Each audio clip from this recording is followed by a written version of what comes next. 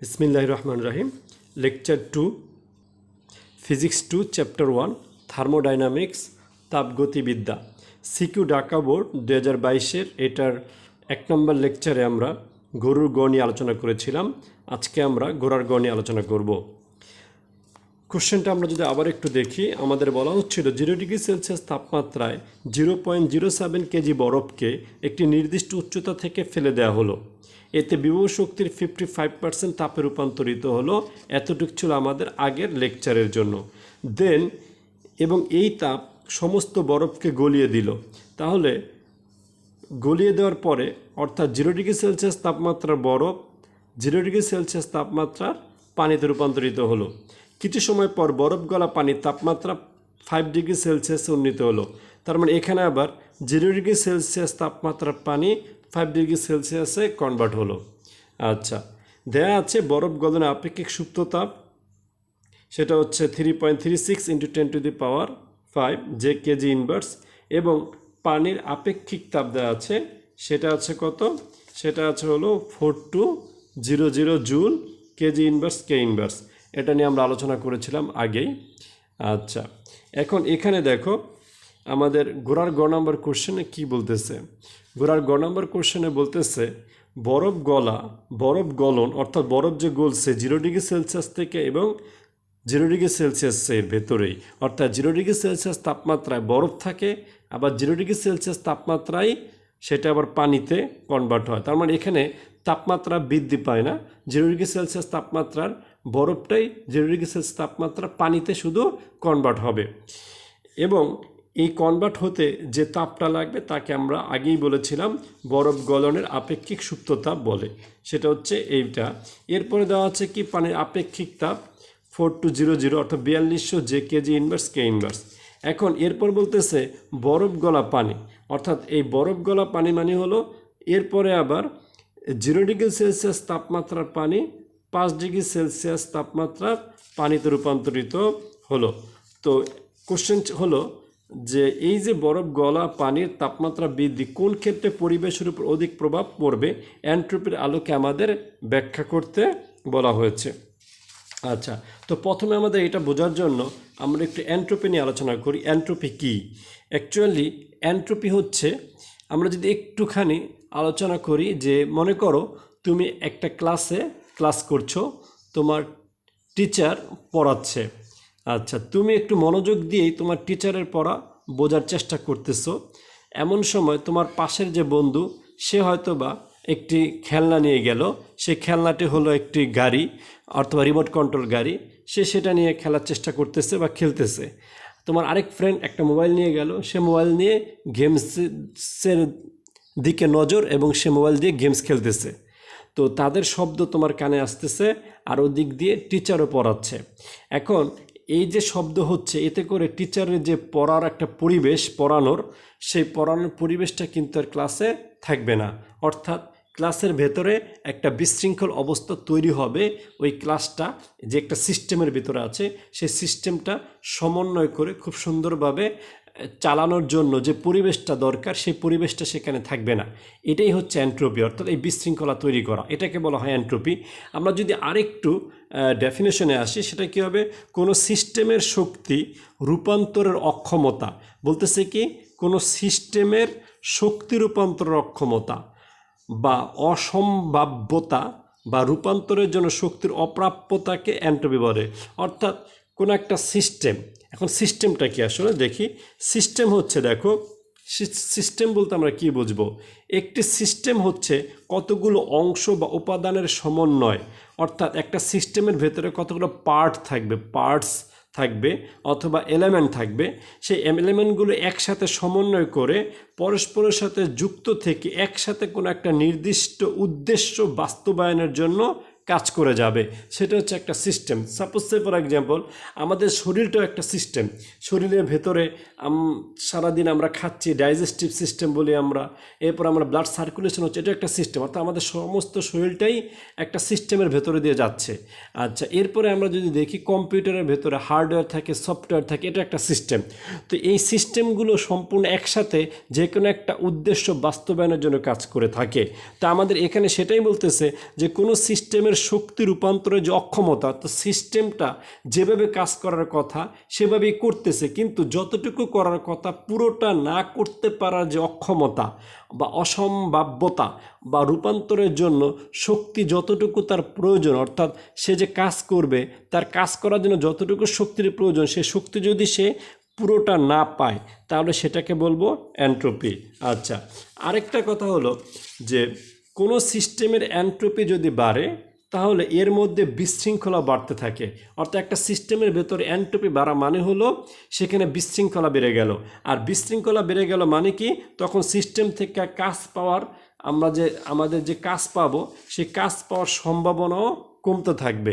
তার মানে যার এন্ট্রপি বেশি থাকবে সেখানে বিশৃঙ্খলা বেশি হবে এবং সেই সিস্টেম কাজ কম করবে, এবং এতে করে আমাদের পরিবেশের উপরে সেটা প্রভাব বিস্তার করবে। আচ্ছা, এখন আমরা যদি একটু দেখি, আমাদের বলা হচ্ছে যে কোনটার ক্ষেত্রে এন্ট্রপি আমাদের বেশি, একটা হচ্ছে বরফ গলন, আরটা হচ্ছে বরফ গলা পানি। আচ্ছা, এখন আমরা যদি একটুখানি চিন্তা করি, এখানে দুটো জিনিস, একটা হচ্ছে বরফ গলন। তো বরফ গলনের জন্য আমাদের টেম্পারেচার 0°C থেকে 0°C থাকে, আরেকটা হচ্ছে বরফ গলা পানি, সেটা হচ্ছে কত, 0°C থেকে 5°C কোশ্চেন দেওয়া আছে। আচ্ছা, তো এখন এই জায়গায় আমরা যদি একটু দেখি, প্রথমটার ক্ষেত্রে যদি আসো, সেটা কি বরফ গলন, যেহেতু এখানে টেম্পারেচার সেম থাকে তাহলে আমরা এখানে এন্ট্রপির সূত্র অনুযায়ী আমরা যে ফর্মুলাটা ইউজ করব সেটা হচ্ছে কি DS ইকুয়াল dQ/T। এখানে DS মানে এন্ট্রপি বোঝাবে, আর DQ দ্বারা তাপমাত্রা, যেটা আমরা বের করব যে 0°C থেকে 0°C বরফটা গলার জন্য কতটুকু তাপ এখানে লেগেছে সেটা, আর টি মানে তাপমাত্রা। আচ্ছা, এরপরে যদি টেম্পারেচার ডিফারেন্ট হয়, অর্থাৎ 0°C থেকে 5°C, তার মানে টেম্পারেচার ডিফারেন্ট, এটার ক্ষেত্রে আমাদের যে এন্ট্রপি আছে সেটা আমরা বের করব। ফর্মুলা হচ্ছে DS equal MS loan T2/T1। আমরা এই দুইটা ফর্মুলা ইউজ করব।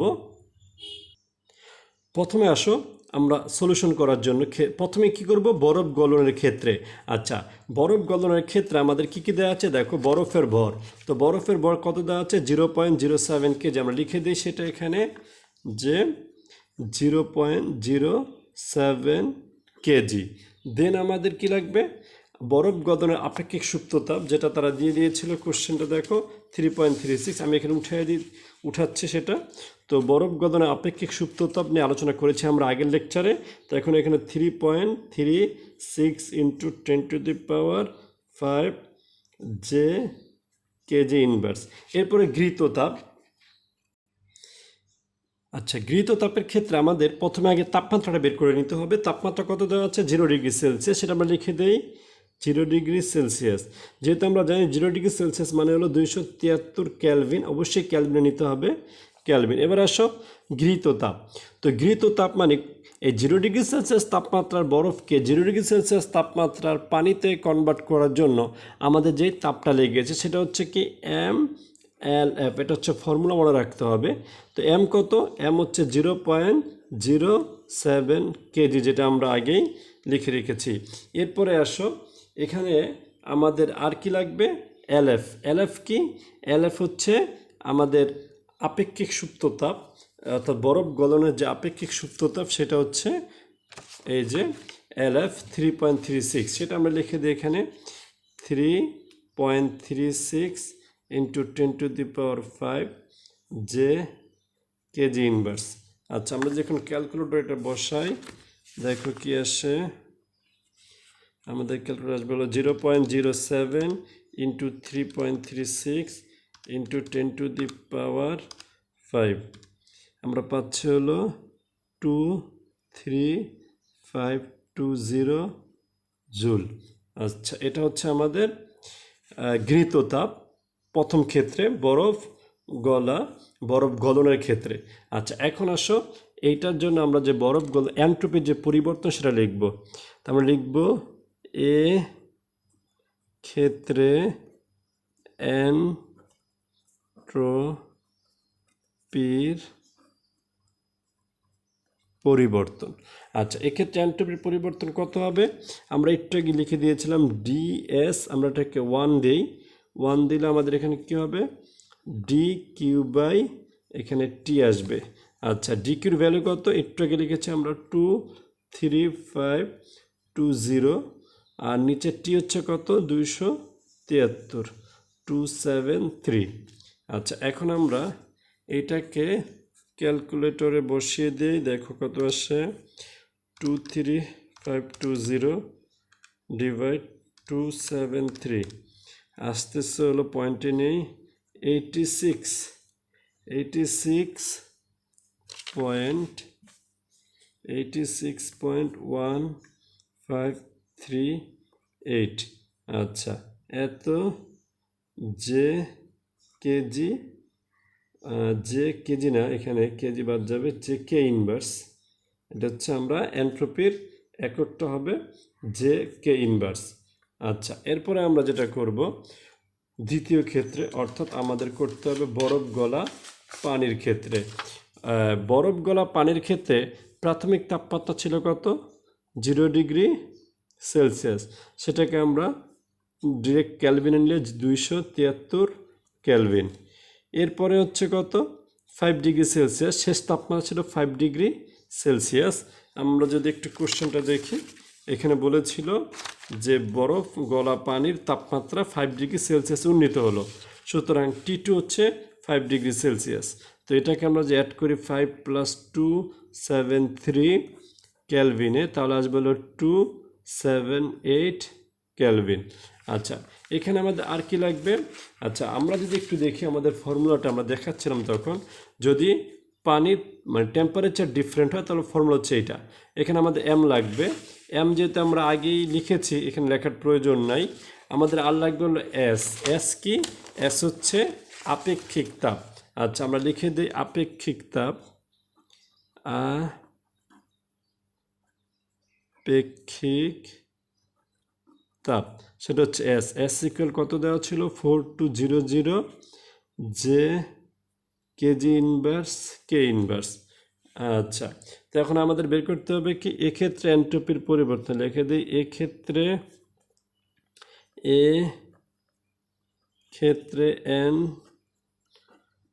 এন্ট্রপির পরিবর্তন। এক্ষেত্রে এন্ট্রপির পরিবর্তন কত হবে? এখানে আমরা DS2 দিয়ে দেই, আর ফর্মুলা অনুযায়ী আমাদের লিখে এম এস লন, আমরা যেটা দেখাচ্ছিলাম সেটা এখানে ইউজ করব, লন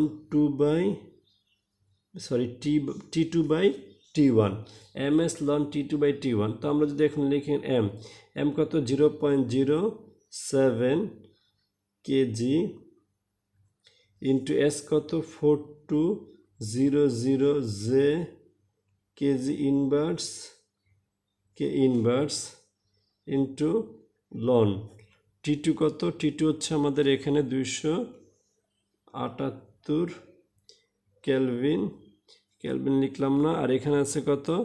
273। আচ্ছা, ক্যালভিন ক্যালভিন কাটা যাবে, না লিখলে চলবে, এখানে একক না লিখলেও চলবে, ডিরেক্টলি আমরা ম্যাথটা সংখ্যা দিয়ে করলেও চলবে। আচ্ছা, এখন যদি আমরা ক্যালকুলেশন করি, এটা দেখো কত আসে। 0.07 ইন্টু 4200 ইন্টু লন 278 ডিভাইড 273 কত আসে দেখো? আমাদের আসতেছে হলো এখানে ভ্যালু যেটা দেখাচ্ছে, আমরা একটু ভুল উঠিয়েছি, সেটা হলো এখানে আমাদের 273 লিখিনি আমরা। আচ্ছা, এবার দেখো, এখন আমাদের ভ্যালু এসেছে 5.335, এটাকে আমরা 6 লিখে দিই। আচ্ছা, কারণ এখানে আমরা 8 আছে, 8-এর আগে আর 5-এর পরে যেহেতু 4-এর থেকে বড় কোনো যদি সংখ্যা থাকে ডিজিট, তাহলে আমরা 5-এর সাথে অ্যাড করবো, এখানে 6 দিলাম।